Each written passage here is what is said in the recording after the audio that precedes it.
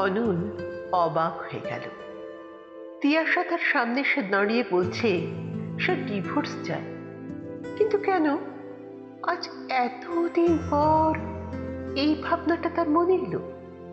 হ্যাঁ, এই কথা সত্যি, তিয়াশাকে এ বাড়িতে প্রায়ই অপমানিত হতে হয়। তার মা তো অকারণেই অপমান করে, সেও প্রায় অত্যন্ত খারাপ ব্যবহার করে ফেলে। অবশ্য তখন সে স্বাভাবিক অবস্থায় থাকে না। তারপর নিজের ভুল বুঝতে পেরেও কোনো কোনো সরি বলার প্রয়োজন বোধ করে না। এতে সরির কি আছে? সব স্ত্রীকেই তার স্বামীর এরকম অপমান সহ্য করতে হয়, তা বলে ডিভোর্স? তিয়াশাকে সে যে সুখ স্বাচ্ছন্দ্য দিয়েছে সে তার কোনো মূল্যই দিতে পারে না। মুখে সবসময় বিষণ্ণতা লেগেই আছে। তাই তো সে আজ সকালে অনেক দুঃখে বলে ফেলেছিল, দুঃখ যাদের বিলাস তাদের কেউ কোনোদিন সুখী করতে পারে না। তিয়াশা আজ প্রথম তার মুখের উপর কথা বলেছে। তোমাদের সঙ্গে সুখ কি? শুধুই দামি বাড়ি, স্বামীর সাথে মাঝে মাঝে দামি হোটেলে ডিনার করতে যাওয়া, ব্যাস এইটুকু?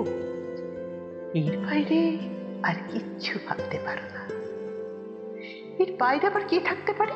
তোমার পেটে স্কুলে চাকরি বা কলেজে পড়ানো, তার জন্য ট্রামে বাসে ঝুলে সময় মতো হাজিরা দেয়া? আমার স্ত্রী হিসেবে সেটা আমার সম্মানে লাগে বই কি।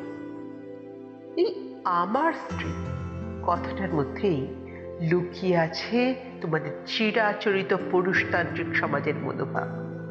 স্ত্রীকে সম্মান দিতে হয় তা তোমরা জানো না। স্ত্রী মানে তোমাদের সম্পত্তি, তার আর নিজস্ব অস্তিত্ব কিছু থাকবে না, তার কোনো মতামত সংসারে খাটবে না, শুধুই স্বামীর তালে তাল মিলিয়ে তাকে চলতে হবে, তাই না? অনল প্রথম থতমত খেল তার শান্ত ভীরু স্ত্রীর এমন জোরালো বক্তব্যে। ঠান্ডা গলায় জিজ্ঞেস করলো, তুমি কি চাও? কোথায় তোমার অভাব আমি রেখেছি? আসল জায়গাটাই তো কেড়ে নিয়েছ, আমার স্বাধীনতা। আমার জীবনের খোলা আকাশটাকে বন্দি করে তোমার মুঠের মধ্যে রেখে দিয়েছ। দীর্ঘদিন ধরে তোমাদের তালে তাল মিলিয়ে চলতে চলতে আমি ক্লান্ত, বিধ্বস্ত। আমি সত্যি মুক্তি চাই, নিজের মতো করে বাঁচতে চাই। আমার সন্তানদের পর্যন্ত আমার কাছ থেকে কেড়ে নিয়ে দূরে পাঠিয়ে দিয়েছ। আছে বাংলা মিডিয়ামে পড়া মায়ের কাছে থেকে তোমাদের তথাকথিত এটিকেট না শিখতে পারে? আমি তো নিঃস্ব হয়ে বেঁচে আছি, একটা যন্ত্রচালিত পুতুলের মতো। অনল তখনকার মতো চুপ করিয়ে দিয়ে বলল, এখন আমার অফিসে দেরি হয়ে যাচ্ছে, ফিরে এসে তোমার বক্তব্য শুনব। অনল ভেবেছিল সাময়িক অভিমান থেকে বলছে, হয়তো কাল রাতের খারাপ ব্যবহারের কথা মনে রেখে। অনলই বা কি করবে? একটা কর্পোরেট অফিসের জেনারেল ম্যানেজার, সে, তাকে ক্লাব পার্টি সব করতেই হয়। এইগুলো যদি মেনে নিতে না পারে তো অন্যদের কিচ্ছু করার নেই, এ কথা সে স্পষ্ট করে জানিয়ে দেবে। টিপিক্যাল মধ্যবিত্ত মেন্টালিটি যদি কেউ আঁকড়ে বসে থাকে তবে তার কি করার আছে? স্বামীর তালে তাল দিয়ে হাসি মুখে চলাটাই স্ত্রীর ধর্ম, এটাও ওকে বুঝতে হবে। রাতের বেলায় এসে দেখে তার সব ভাবনাকে ওলট পালট করে দিয়ে তিয়াশা চলে যাবার জন্য প্রস্তুত, হাতে করে একেবারে কোর্ট পেপার সই করে ধরিয়ে দিয়েছে।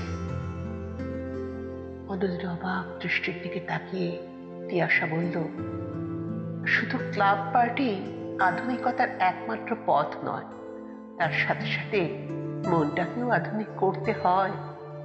তোমার মতো সে পুরনো অন্ধবিশ্বাসে ভরা স্ত্রী মানেই সে স্বামীর সম্পত্তি, তার আর কোনো অস্তিত্ব থাকতে পারে না। এখনো তুমি সেই পুরুষতান্ত্রিক সমাজেরই অঙ্গ হয়ে পড়ে আছো, সেই অন্ধবিশ্বাস থেকে বেরোতেই পারছো না। কিন্তু আমি তো স্বাধীন মানুষ, তোমার এই দমন নীতি মেনে নিতে নিতে নিজস্বতা ক্রমশ হারিয়ে ফেলছি। এবার আমি একটু স্বাধীন হয়ে নিজের মতো বাঁচতে চাই। পেপারটা সই করে দিই। আর ভয় নেই, আমি কোনো খোরপোশ দাবি করব না। নিজের পায়ে দাঁড়িয়ে থাকার ক্ষমতা আমার আছে। অরুণ অবাক হয়ে ডিভোর্স পেপারটা হাতে নিয়ে বসে থাকে। তাহলে কি তার এতদিনের বিশ্বাস, চিন্তা সব ভুল ছিল? হয়তো ছিল। দমন করাটা তার অভ্যেসে দাঁড়িয়ে গিয়েছে। এবং স্ত্রীর আলাদা কোনো মতামত থাকতে পারে সে ভাবতে শিখেনি। তাই বলে সে আধুনিক নয়, নিজেই নিজেকে বিচার করে যাচ্ছে।